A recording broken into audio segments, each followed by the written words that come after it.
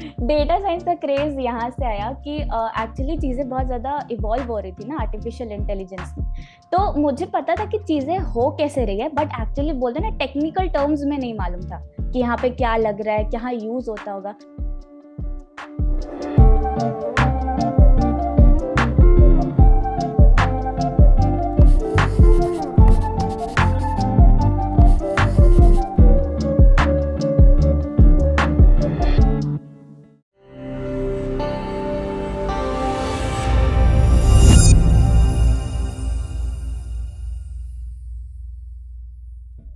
तो एक चीज मुझे जानना है कि आपने बोला कि आपको डेटा साइंस के बारे में कुछ पता नहीं था, बट आपने मुझे बोला कि आपको मास्टर्स डेटा साइंस में करना था, तो ये एग्जैक्टली डेटा साइंस का क्रेज कहाँ से आया?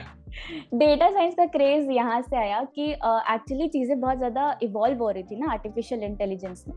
तो मुझे पता था कि चीजें हो कैसे रही है, बट एक्चुअली बोलते ना टेक्निकल टर्म्स में नहीं मालूम था कि यहाँ पे क्या लग रहा है, क्या यूज होता होगा। ओवरव्यू आई नो दैट, बोलते हैं ना, एक रोड मैप मुझे दिख रहा था, पर उस रोड मैप में क्या हर्डल्स आएंगे वो मुझे नहीं दिख रहे थे। So technical terms I was actually unable to know, but the point here is I know what actually the thing is. बस इतना ही जानती थी मैं, और वो मुझे इंटरेस्टिंग लगा। तो अभी हम थोड़ा सा बात करते हैं, आपने मतलब ज्वाइन कर लिया कोर्स, उसके बाद मतलब शेड्यूल आप कैसे फॉलो करते थे? आप मतलब सीखते, अटेंडेंट मतलब क्लास अटेंडिंग कैसे करते थे? Okay, that is again a very inspiring story for the people who actually want to know. क्या होता था ना, I told you that I was working in Tech Mahindra, right? So support role was for UK companies, UK clients थे हमारे। तो मेरा shift रहता था दोपहर के 12 बजे से रात के 9 बजे तक, which means एडियोडा की क्लासेस 7 बजे से होती थी शाम को। I was unable to take those classes. तो to be honest, I opted for recorded ones. मैंने एक भी लाइव क्लासेस अटेंड नहीं किया। आज भी आप मेरा अटेंडेंस देखोगे आपको जीरो दिखेगा, क्योंकि मैं नहीं अटेंड कर पाती थी।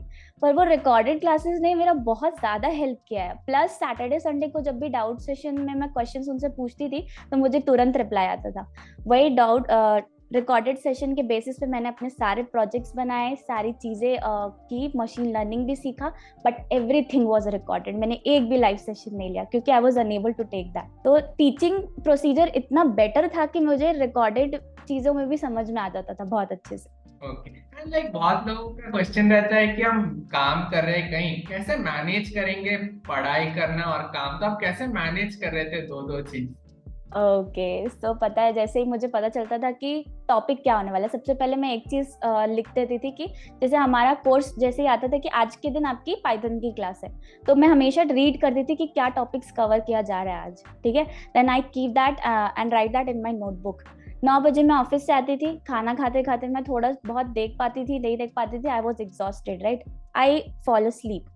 Then I wake up in the morning at 7 a.m. very quickly, and then I take my classes of 1.5 hours and 2 hours, do the practicing stuff, and then leave to office.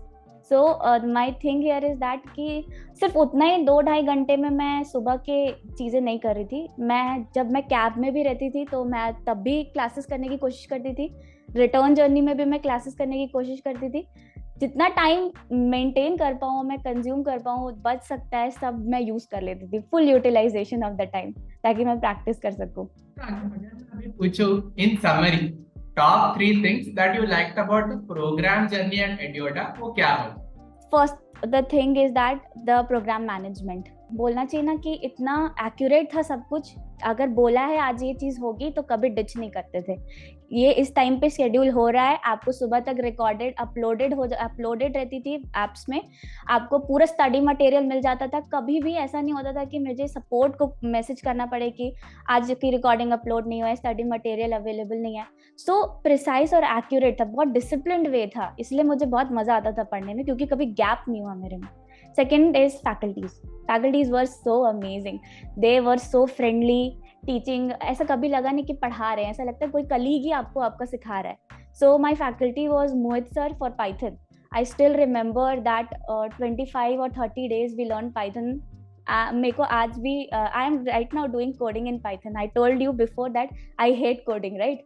And I am a programmer now. So आप सोच सकते हो उन्होंने कितना बेहतरीन सिखाया हमें। That was very good. And the third thing again is that the placement cell, जो प्लेसमेंट सेल है वो भी बहुत प्रॉमिसिंग लगा मुझे। To be honest I was unable to crack the certifications because मेरे लिए प्रोग्रामिंग बहुत न्यू था पाइथन का, तो मेरे को थोड़ा टाइम लग रहा था सर्टिफिकेशन क्रैक करने में. 2-3 अटेम्प्ट्स दिए मैंने and then I dropped it. To be honest मैंने सोचा अब नहीं करना है मुझे, 3 बार दे दिया मैंने यार, क्लियर ही नहीं हो रहा है मुझसे. तो पता है प्लेसमेंट सेल ने एक नया बोलना चाहिए प्रपोजल रखा कि अगर आपने प्लेसमेंट वो सर्टिफिकेशन क्लियर नहीं भी किया है तो भी आप अप्लाई कर सकते हैं जॉब के लिए. So that was the thing help me a lot. मैंने देखा कि सर्टिफिकेशन मैंने नहीं किया है but still I applied for the jobs like Fujitsu and Capgemini and I just got clear the things in both of the companies. Okay, to be honest I applied for 4 companies and I got selected for 2.